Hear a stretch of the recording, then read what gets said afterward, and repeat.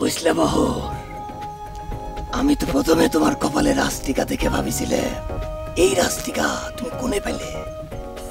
এখন তো আমার হিসেব পানির মতো মিলে যাচ্ছে। তোমার বাপের কপালেও তো দেখি রাস্তিকে। হ্যাঁ, তালি পরে তুমি এই রাস্তিকে বাপের কাছ থেকে পাইছ। দড়ি বাবা, আমার আব্বা তো আমাক বিশ্বাসই করবে চায় না, তাই নে?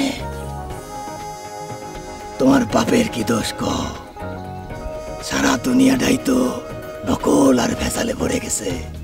সন্দেহ তো হবেরই পারে, কি ক? তা নজর আলী বছর শেষে 1 বিঘে করে জমি কিনে কি এমন উন্নতি হবে? 2-3 বিঘে করে কেনার ব্যবস্থা করো। আমার সামর্থ্য নেই, আমি গরিব মানুষ।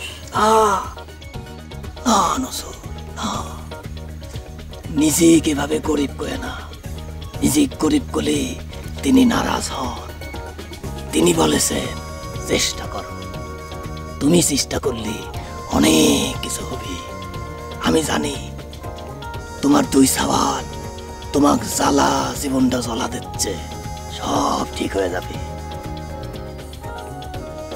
আমার আব্বার মনে অনেক দুঃখ দড়ি বাবা। আমার 2 ভাই সব সময় তার মৃত্যু কামনা করে। দুঃখ করে না বহর, পুরো অবুঝ নাদান। আর তাছাড়া নারীদের ছলনায় পড়লে যুবক ছেলে পেলে এরকম অতিভ্রম হয়েই থাকে। আমাক পরীক্ষা করার জন্য তো মনে কয় নজর আলী পকেটে 100টা টাকা লিয়ে আইসাও, তাই না?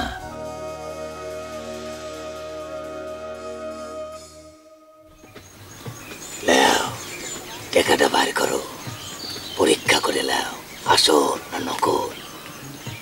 আমি কলাম সময় খুবই কম আমার। আব্বা দেন, বাইর করো, রাখো এনে।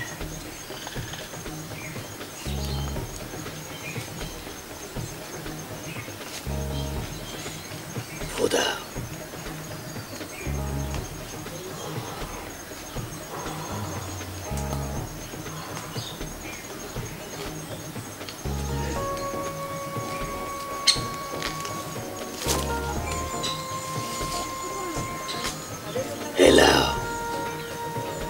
বাড়িতে নিয়ে যায় সন্ধ্যের পর খুলে দেখে এই ফকির আসল না নকল।